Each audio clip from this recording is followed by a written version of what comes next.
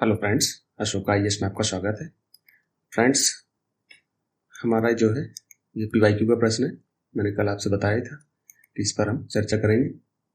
अगर आपने निसार का एक प्रश्न मैंने कल कराया था, निसार सैटेलाइट से संबंधित, तो भारत के संदर्भ में उसके क्या लाभ हो सकते हैं, अगर आपने वो नहीं देखा है तो आप देख लीजिए, क्योंकि वर्तमान का प्रश्न है, करंट का। हो सकता है कि 2026 में यूपीएससी उससे संबंधित प्रश्न बना दे। ठीक, वैसे मैंने उसको बहुत सरल तरीके से इजी रूप में लिया है। आप उससे और जटिल रूप में कहोगे तो मैं जटिल ला दूंगा। अभी क्या है कि आपने शुरुआत करी है, मैं भी अभी नई स्टेज में हूँ आपको पढ़ाने के लिए, तो अभी हम धीरे धीरे चलेंगे आपके लिए। मैं तो कर ही सकता हूँ, मेरे लिए क्या है, तो आपके लिए कि शुरू में हम सरल चीज़ों को लेते हुए चलेंगे, फिर धीरे धीरे थोड़ा सा मीडियम मॉडरेट पर रहेंगे, फिर धीरे से हार्ड पे पहुंचेंगे। ठीक, बाकी पीवाईक्यू में तो भाई जैसे प्रश्न आ रहे हैं उस तरह की प्रैक्टिस कर रहे हैं जिससे आप पीवाईक्यू से रूबरू रहें। ठीक है, तो यहाँ पीवाईक्यू का ही प्रश्न है, अभ्यास गवर्नेंस का है, अभ्यास प्रश्न है। अभ्यास सीरीज आपको पता ही है, बार बार तो बताना नहीं है। आपने पिछले प्रश्नों को मेरे देखा होगा, तो मैंने अभ्यास और प्रैक्टिस सीरीज में अंतर बताया है। ठीक, तो आप उसको देख सकते हैं। तब सीधे हम प्रश्न पे चलते हैं। उससे पहले हम सिलेबस की चर्चा कर लेते हैं, क्योंकि अगर आपको सिलेबस के अकॉर्डिंग अगर आप तैयारी नहीं करोगे तो आप सही दिशा में तैयारी नहीं कर पाओगे, मतलब आपको सही दिशा नहीं पता चलेगी, फिर आप भटकते रहोगे, तो भटकते रहो। ठीक, तो आप पीवाईक्यू और सिलेबस दो चीज़ों को आपको साथ में लेकर के चलना है हमेशा, जब तक आप सफल नहीं हो जाते। ठीक है, तो पीवाईक्यू आप हम ले ही रहे हैं, मेंस का बाकी प्री में कराते हैं वो तो आप देखते ही हो, और मेंस का सिलेबस है तो हमारे लिए ये सिलेबस यहाँ लिखा हुआ है।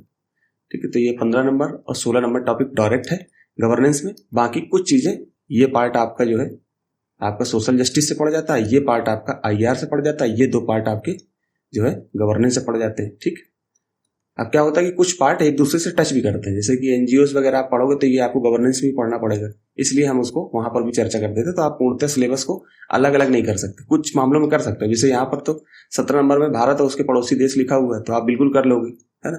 द्विपक्षीय, क्षेत्रीय, वैश्विक समूह, ये सब चीजें पढ़ोगे तो आपको समझ में आएगा, तो कि आईआर से संबंधित। लेकिन कुछ चीजें आप बिल्कुल डिफाइन नहीं कर सकते, खासकर पॉलिटी के इन प्रश्नों को, इनमें से मतलब इन लाइनों को गवर्नेंस से बिल्कुल अलग नहीं कर सकते। अच्छा, एक चीज और मैं बता दूं, क्योंकि गवर्नेंस की क्लास है, गवर्नेंस का हम प्रश्न करने जा रहे हैं, तो आपको एथिक्स आप अगर पढ़ रहे होंगे तो एथिक्स से भी ये टच होता है गवर्नेंस का पार्ट। और प्री में ऐसा नहीं है कि ये प्री में नहीं पूछा जाता, प्री में भी क्वेश्चन आ जाते हैं, लेकिन वो फैक्चुअल बेस्ड पे या थोड़ा सा अलग टाइप के प्रश्न होते हैं। यहाँ पर एथिक्स में आप 3 नंबर टॉपिक, मतलब 3 नंबर, जैसे यहाँ पर 11, 12, 13, 14, 15 लिखा हुआ है, इसी तरह से आप एथिक्स में 8 स्तंभ है या 8 लाइनें हैं, उनमें से 6 number line, 3 number line, 6 number line और 7 नंबर लाइन गवर्नेंस से संबंधित है। तो गवर्नेंस एथिक्स से संबंधित है, तो आप उसको भी पढ़ के इससे टच करके एक साथ पढ़ सकते हो। कल मैं जो प्रश्न कराऊंगा तो वो हो सकता है एथिक्स से ही रिलेटेड हो, मतलब एथिक्स से ही रिलेटेड है। ठीक है, तो आप उसको जो है देख लेना। ठीक, उसको देख लोगे तो आपको जो है क्वेश्चन को करने में आनंद आ जाएगा। आनंद का मतलब क्या है कि अगर आप, मैं एक चीज और बता दूं कि जीएस आप जो है जीएस के सारे सब्जेक्ट जिस दिन पढ़ लोगे तो आपको आंसर लिखना और आसान हो जाएगा, ये क्योंकि एक विषय को दूसरे विषय से जोड़कर लिखना होता है। चलिए, ये तो डेली मैं बताता रहता हूँ, आप सीधे प्रश्न पे आता है, क्योंकि चर्चा करूंगा तो टाइम बहुत ज्यादा लग जाएगा। अब ये प्रश्न है, प्रश्न आप पढ़ रहे होंगे, आपकी स्क्रीन में दिख रहा होगा। इस प्रश्न को हमने यहाँ पर 15 नंबर टॉपिक, 16 नंबर टॉपिक आपको यहाँ टच हो रहा है, इसलिए मैंने यहाँ पर भी लिख दिया। तो ये कैसे टच हो रहा है, पहले तो आप देखिए कि क्या भारतीय सरकारी तंत्र ने 1991 में शुरू हुई उदारीकरण, निजीकरण और वैश्वीकरण की मांगों के प्रति पर्याप्त रूप से अनुक्रिया की है, मतलब पर्याप्त रूप से उस पर काम किया है। इस, फिर क्वेश्चन मार्क, पूछ रहा है ऐसा कि किया है क्या, फिर यहां तक तो मतलब अपनी बात रख दी उसने, बताया कि किया है क्या, मतलब इसमें भी आपको आंसर ही देना है। फिर महत्वपूर्ण परिवर्तन के प्रति, महत्वपूर्ण जो परिवर्तन किया है उसके अनुक्रियाशील होने के लिए सरकार क्या कर सकती है। अब जैसे ये शब्द है अनुक्रियाशील, अनुक्रिया, इनको जाकर के गूगल में सर्च करो कि ये क्या है, इनके प्रयोग क्या है, इस तरह से पढ़ा जाता है। नहीं समझ में आता है तो इंग्लिश में देखो। ठीक, यहां पर आपको समझ में आ जाएगा। तो यहां पर देखिए, ये शासन व्यवस्था, क्योंकि भारतीय सरकारी तंत्र की बात कर रहा है, ठीक, गवर्नमेंटल सिस्टम की बात कर रहा है, तो हम इसकी शासन व्यवस्था से इसको जोड़ेंगे। ठीक, शासन व्यवस्था में पारदर्शिता से भी है, इनडायरेक्ट रूप से जब आपका इसका क्वेश्चन लिखो, आंसर लिखोगे तो वो जुड़ेगा, जवाबदेही से भी जुड़ेगा। ई गवर्नेंस को भी आप उदाहरण में दोगे तो इससे भी जुड़ेगा। ठीक, फिर यहाँ पर जो प्रशासक काम करेंगे तो वो भी लोकतंत्र में सिविल सेवाओं की भूमिका में जुड़ जाएगा। वैसे ये इस नंबर से ज्यादा जुड़ेगा। ठीक, खासकर ये तो आप देख ही रहे, ये वाला टॉपिक। ठीक है, ये तो अब हम प्रश्न को पढ़ते हैं। क्या भारतीय सरकारी तंत्र में 1991 में शुरू हुई उदारीकरण, निजीकरण और वैश्वीकरण, इसका मतलब एलपीजी सिस्टम, लिबरलाइजेशन, प्राइवेटाइजेशन और ग्लोबलाइजेशन की मांगों पर पर्याप्त रूप से अनुक्रिया किया, मतलब उस पर काम किया है, पूछ रहा है। इस महत्वपूर्ण परिवर्तन के प्रति अनुक्रियाशील होने के लिए क्या सरकार कर सकती है, मतलब इस सरकार अगर उस पर कुछ करे तो क्या क्या प्रभाव, मतलब क्या क्या सरकार को करना चाहिए। ठीक, अनुक्रियाशील होने के लिए सरकार क्या कर सकती है, तो मतलब सरकार को क्या क्या करना चाहिए।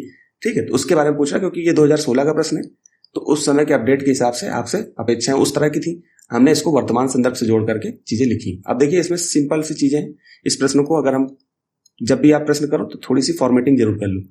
अब मैं प्रैक्टिस सेट में वहां करा देता हूं, यहां पर आप इसको फॉर्मेटिंग करोगे तो पहले आपको भूमिका लिखनी है, फिर आपको मुख्य भाग लिखना है, फिर उसके साथ साथ निष्कर्ष छोटा सा दे देना है। तो यहां पर प्रश्न को तुरंत यही तोड़ लो कि भूमिका में क्या लिख सकते हो। यहां लिख रहा हूं मैं भूमिका में, जैसे आपने कि आपको एलपीजी सिस्टम के बारे में थोड़ा सा बता देना है। ये आपसे अपेक्षा रख रहा है, क्योंकि यहां पूछ रहा है ना कि सरकारी तंत्र 1991 में शुरू हुए उदारीकरण, निजीकरण और वैश्वीकरण की मांगों पर पर्याप्त रूप से अनुक्रिया की। तो इसका मतलब एलपीजी पहले बताओ कि होता क्या है, तब तो सर एग्जामिनर को समझ में आएगा कि आपने इसको पढ़ा है।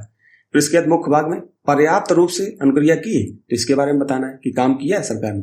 फिर उसके बाद अनुक्रियाशील होने के लिए सरकार क्या कर सकती थी, पहले क्या कर सकती थी के बारे में, क्या कर सकती है। ठीक, क्या कर, अब यहाँ पर समझ जाना, मैं लिखता हूं तो टाइम लगता है, क्या कर सकती है। ठीक, फिर इसके बाद छोटा सा निष्कर्ष दे दो। ठीक, तो हमने यहाँ पर, मैं इसको पढ़ता हूँ, आपको ना समझ में आए तो आप कमेंट करिएगा। आप लोग कमेंट नहीं करते हो और आप लोगों का सपोर्ट भी मुझे कम समझ में आता है, लेकिन फिर भी हम काम करेंगे, क्योंकि अगर एक बच्चा भी हिंदी माध्यम से हमारे साथ जुड़ा है तो हम उसके लिए पूर्णतः कोशिश करेंगे। ठीक, मैं अपने मेंटरशिप से भी पूरा समय निकाल करके आपको पढ़ा रहा हूँ। सर द हिंदू भी आपको डेली रात को अपलोड करते हैं, इतनी पूरा दिन वो द हिंदू तैयार करते हैं। ठीक है, फिर उसके बाद मेंटरशिप में वो भी काम करते हैं। तो इतनी मेहनत कर रहे हैं तो आप लोगों का सपोर्ट थोड़ा सा चाहिए। ठीक, तो 1991 में आर्थिक संकट से संघर्ष कर रहा था कौन, भारत। उस समय जो हमारे वित्त मंत्री थे श्री स्वर्गीय मनमोहन सिंह जी, उन्होंने इस पर बहुत अच्छा काम किया है, तो उसके बारे में यहाँ चर्चा करने की जरूरत है, लेकिन आपको जानकारी एक समान होनी चाहिए। तो 1991 में आर्थिक संकट से संघर्ष कर रहा था भारत, अतः उस संकट से उबरने के लिए सरकार ने एलपीजी, उदारीकरण, निजीकरण और वैश्वीकरण, अब मैंने यहाँ पर इंग्लिश में यहाँ पर एब्रिविएशन डाल दिया। अब इसके बाद हमने इसको बता दिया। अब हर बार आपको ये सब लिखने की जरूरत नहीं, कहीं पर जरूरत हो तो आप 2-3 शब्द इंग्लिश के डाल सकते हो। एलपीजी व्यवस्था को अपनाया और इसी व्यवस्था के साथ हम अपने बाजारों को सबके लिए खोला। हमने अपने बाजारों को सबके लिए खोल दिया, विश्व के लिए खुल गई। मान लीजिए बाजार है, भारत है, तो विश्व के भी लोग यहाँ पर अपने वस्तुओं को बेचने लगे, हम भी विश्व में अपनी वस्तुओं को सेल करने लगे, बेचने लगे। ठीक है, तो मतलब एक्सपोर्ट इंपोर्ट होने लगा। ठीक, खोला, निजी निवेश को बढ़ावा दिया। ठीक, निजी प्राइवेट सेक्टर को बढ़ावा दिया कि प्राइवेट सेक्टर भी अब निवेश कर सकता है। पूंजी, विदेशी पूंजी आकर्षित की, एफडीआई, मैंने कोष्टक में डाली एफडीआई, फॉरेन डायरेक्ट इन्वेस्टमेंट, और एफपीआई। तो एफपीआई और एफडीआई क्या होता है, आप ऑप्शन में मुझे कमेंट में बताइएगा। ठीक, आकर्षित किया तथा साथ ही साथ वैश्विक अर्थव्यवस्था से हम जुड़ पाए। ऐसा इसको पूरा विश्व सीक्वेंस में आप लगा के पढ़ोगे तो आपको समझ में आ जाएगा। मैंने इसको समझाने के उद्देश्य से आपको यहाँ पर बताया, इसीलिए सीक्वेंस में लिखा हुआ कि साथ ही साथ वैश्विक अर्थव्यवस्था से हम जुड़ पाए। कौन, हम। तो एलपीजी सिस्टम पहले क्या होता था, मान लो ये देश है, ठीक है, बंद अर्थव्यवस्था होने के कारण हम क्या होता था, अपने देश के अंतर्गत ही व्यापार करते थे और पैसा ऐसे ही अंदर ही अंदर घूमता रहता था। एक वस्तु ली दूसरे बेच दी। अब हम टेक्नोलॉजी भी अपने अंदर सीखने को हमको नहीं मिल पाता था, टेक्नोलॉजी यहीं पर विकसित की और यहीं तक सीमित हो गई।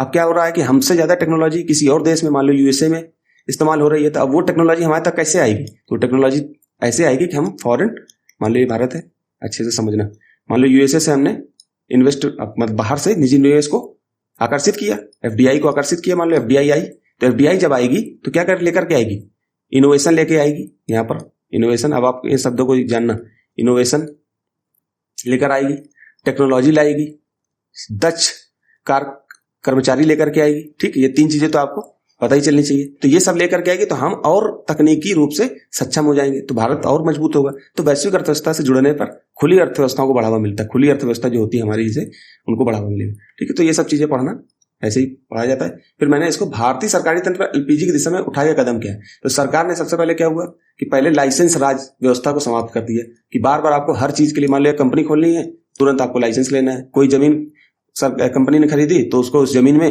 एनओसी लेना है सरकार से, नॉन ऑब्जेक्शन सर्टिफिकेट। ये सब व्यवस्थाओं को सरकार ने खत्म कर दिया। फिर उसके साथ साथ वो पता चला जमीन खरीद ली और वहां पर कोई प्लांट लगाया जा रहा है तो उसके लिए एनवायरमेंट पर्यावरण मिनिस्ट्री से फाइल दी, और फाइल क्या हो रही है कि फाइल खुली नहीं रही है, लाल फीता साई जिसको बोलते हैं, खुली नहीं रही, सरकार के पास पड़ी है, प्रशासनिक अफसर उस पर साइन ही नहीं कर रहे हैं। जब तक साइन नहीं करेंगे तो कार्यक्रम आगे नहीं चलेगा। तो सरकार ने उस पर कहा कि आप वो काम बाद में चलता रहेगा, पहले आप स्थापित कर लीजिए, बाकी धीरे धीरे से काम चलता रहेगा। तो सरकार ने लाइसेंस राज व्यवस्था को समाप्त किया।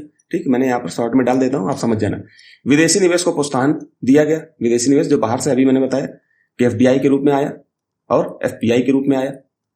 ठीक, शेयर, देखिए यहाँ पर मैं बता ही देता हूँ कि एफपीआई क्या होता है कि जैसे शेयर के रूप में आ जाए, इक्विटी के रूप में आ जाए, बॉन्ड के रूप में आ जाए, तो वो हम एफपीआई कहेंगे। एफडीआई क्या होता है, जो डायरेक्ट पैसे के रूप में, मतलब अगर एफडीआई आएगा तो उसके साथ टेक्नोलॉजी भी आती है, दक्ष कर्मचारी भी आते हैं। एफडीआई भी दो प्रकार का होता है, एक ग्रीन फील्ड, अभी आपको सर ने बताया होगा, एक आपकी ब्राउन फील्ड। तो ब्राउन फील्ड ज्यादा बेहतर नहीं होता, ग्रीन फील्ड ज्यादा अच्छा होता है। ग्रीन फील्ड क्या होता है, जैसे मान लो ये भारत है, यहाँ पर आपको मेट्रो कार शुरू करना, मेट्रो का। ठीक, तो मेट्रो जब नए सिरे से बनेगी, पूरी नए तरीके से उसमें जो है मेट्रो आएगी, बनेगी, वो सब काम होगा, तो वो उसको हम ग्रीन फील्ड कर देते हैं। ठीक, अब जैसे मान लो ब्राउन फील्ड, मतलब ग्रीन फील्ड का जो इन्वेस्टमेंट होता है वो क्या होता है, पहली बार आता है, मतलब नई चीजों को इस्तेमाल करने के लिए, नए उद्योग स्थापना करनी है या नया कोई प्रोजेक्ट चलाना है, तो ग्रीन फील्ड इन्वेस्टमेंट आएगा। ठीक, और ब्राउन फील्ड में क्या होता है कि जैसे पहले से ही चल रही कोई कंपनी, मान लो रिलायंस की कोई कंपनी चल रही है, अब रिलायंस को जो है पैसे की जरूरत है, तो बाहरी निवेश को उसने, मान लो एलन मस्क को कह दिया कि रिलायंस के आप जो है कुछ पार्ट को आप खरीद लीजिए, तो वो ब्राउन फील्ड हो जाएगी। इसका मतलब पहले से चली आ रही है लेकिन उसमें और पैसा लगाकर उसको, तो ये भी एफडीआई के अंतर्गत आता है। तो एक ग्रीन फील्ड होता है, एक ब्राउन फील्ड होता है, ये आप सर ने बताया होगा आपको। तो यहाँ पर कभी आप कहिएगा नहीं समझ में आएगा तो हम स्पेशल इसके लिए वीडियो ले आएंगे। ठीक, इसके साथ साथ मैं दो चीज और आपको बोलता हूँ, एक एंजल इन्वेस्टर होता है, एंजल इन्वेस्टर, और एक वेंचर कैपिटलिस्ट। ये दो शब्दावली आप पढ़िएगा, आज मेरे मेंटरशिप के बच्चों को मैंने ये पढ़ाया था, तो आ गया मेरे दिमाग में ये चीज, तो आप इनको पढ़िएगा, अगर ना समझ में आए तो मुझे बताना। ठीक, मैं समझा दूंगा। फिर कर व्यवस्था में सुधार किया, कर को जो है, जैसे बहुत ज्यादा कर होता था तो लोग आकर्षित नहीं होते, तो कर व्यवस्था में सुधार किया। ठीक, कम किया होगा कर, जो भी सुधार किया। फिर वित्तीय क्षेत्र को मजबूत किया। ठीक, ये जरा इस तरह के 4-5 पॉइंट आपने डाल दिए। फिर हम इसके परिणाम क्या हुए, जो आपने यहाँ किया, सरकार ने एलपीजी की दिशा में कदम उठाए, उसके परिणाम क्या हुए, तो हमने इसको, यहाँ प्लस का मतलब सकारात्मक पॉजिटिव, और माइनस का मतलब नकारात्मक निगेटिव।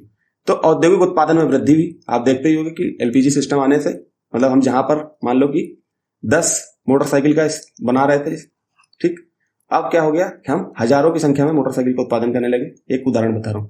फिर सेवा क्षेत्र में वृद्धि हुई, सर्विस सेक्टर में वृद्धि हुई, देश के अंतर्गत भी सर्विस सेक्टर में वृद्धि हुई, और हम सर्विस सेक्टर का एक्सपोर्ट भी करते हैं। आप देखते हो कि सऊदी अरब जैसे देश, यूएसए जैसे देश में हमारे कर्मचारी काम करते हैं हमारे देश के। ठीक, सेवा क्षेत्र में निर्यात बढ़ा। ठीक, इसका एक ऑप्शन यहाँ भी डाल दिया मैंने, निर्यात में वृद्धि हुई वस्तु और सेवा में। ठीक भाई, वस्तुएं बाहर जाने लगी। फिर निगेटिव इसका क्या प्रभाव पड़ा, इसका नुकसान भी हुआ। जो आपने ये किया इसका नुकसान हुआ कि नीतियों को लागू करने में प्रशासनिक जटिलता आई। अब क्या हुआ कि नीतियां अगर लागू कर रहे हैं तो उसमें प्रशासनिक, वही मैंने लाल फीता स्याही ये सब चीजें बताई, जटिलताएं, तथा पुराने कानूनों को अद्यतन, मतलब नया, अद्यतन का मतलब क्या होता है, नया, अपडेट करना। ठीक, अद्यतन नहीं किया गया, पुराने कानून चले आ रहे हैं। अभी आपने बीएनएस की धाराएं वगैरह पढ़ी होंगी, अब चेंज की गई है, अंग्रेजों के समय से चली आ रही थी, सीआरपीसी, ठीक है, और आईपीसी जैसी धाराएं जो थी वो पहले, अब इनको सरकार ने चेंज कर दिया है, बीएनएस कर दिया है, भारतीय न्याय संहिता, और बीएनएसएस कर दिया है, भारतीय न्याय सुरक्षा संहिता। ठीक है, इस तरह से। फिर इसके बाद भ्रष्टाचार और धीमी निर्णय प्रक्रिया बाधा बनी। भ्रष्टाचार भी था और धीमे निर्णय बहुत धीमे होते थे, तो वो एक बाधा बनी, तो इसका नकारात्मक पक्ष। फिर बुनियादी ढांचे में कमी, जैसे कि शिक्षा और कौशल में कमी आई, अतः लाभ जो जितना होना चाहिए उतना नहीं था, सीमित लाभ हमको मिला।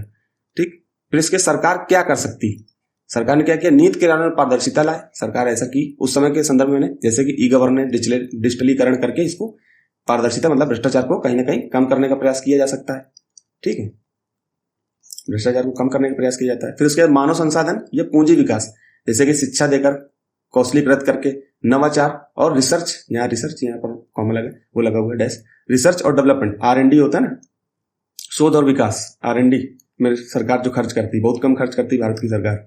ठीक है, अपने जीडीपी का लगभग 1% ही खर्च कर पाती है उस पर। तो बढ़ाकर कौशल विकास मंत्रालय की स्थापना।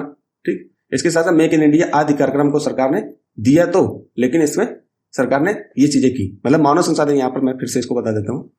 हो सकता है कि कुछ बच्चे जो बिगनर हैं उनको दिक्कत होती होगी, जो पहले से कर चुके हैं तो उनको तो हो सकता है कि दिक्कत होगी, सर बहुत छोटी छोटी बारीक सी चीजें बताते हैं, लेकिन मुझे क्या होता है कि यहाँ सबको लेके चलना है। तो मानव संसाधन और पूंजी विकास। ठीक,